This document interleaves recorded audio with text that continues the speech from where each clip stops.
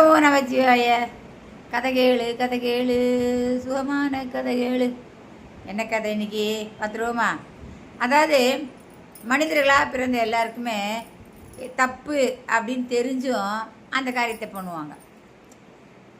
இது எதனால் அப்படின்றத பற்றி தான் ஒரு சின்ன கதை.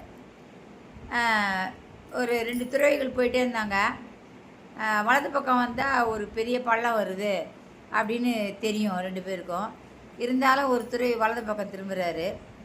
அவர் திரும்புகிறாருன்னு கூடவே இன்னும் திரும்ப போகிறாரு. அந்த எண்டுக்கு போனப்புறம் அங்கே பெரிய பள்ளம், அந்த பள்ளத்துலேருந்து விழுந்துடுறாங்க. ஸோ அந்த பக்கம் பள்ளம் இருக்குது அப்படி தெரிஞ்சு அந்த பக்கம் ஏன் போகிறாங்க, இருக்கட்டும்.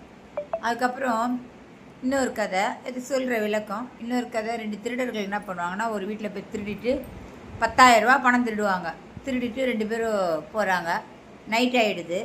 சரி ஸ்டே பண்ணிடலாம், காத்தால் எழுந்து நீ 5,000 நான் 5,000 எடுத்துக்கலாம் அப்படின்ற முடிவுக்கு வராங்க. அதேமாதிரி அன்றைக்கி நைட்டு ஸ்டே பண்ணுறாங்க. அதில் ஒரு திருடனுக்கு மட்டும் முழிப்பு வந்துடுது. அவன் என்ன நினைக்கிறான், நாளைக்கு காத்தால் எழுந்து ஷேர் பண்ண வெறும் 5,000 தான் நமக்கு வரும், பேசாமல் இந்த 10,000 நம்மளே சுருட்டின்னு போயிட்டான். அவன் சுருட்டின்னு போயிட்டான். அப்புறம் காத்தால் எழுந்து பார்த்தா வெறும் 5,000 தான், காசே கிடையாது, 5,000மும் இல்லையேன்னு சொல்லிட்டு இந்த திருடன் அந்த திருடனை திட்டு பையன், களவாணி பையன் திட்டுறான். ஸோ திருடுறது தப்பு, பிறர் பொருளை எடுப்பது தப்பு, திருடுவது தப்பு தெரிஞ்சு அவங்க திருட்டு தொழில் செய்கிறாங்க. ஏன்னா என்ன பண்ணுறது, என் வயிற்றுக்கு இல்லை நான் செய்கிறேன் அப்படின்றாங்க. ஒரு வாட்டி இதை பற்றியெல்லாம் இது மாதிரி தெரிஞ்சும் ஏன் செய்கிறாங்க தவறுகளை மனிதர்கள் அப்படின்னு கிருஷ்ண பரமாத்தாட்ட அர்ஜுனன் கேட்டார்.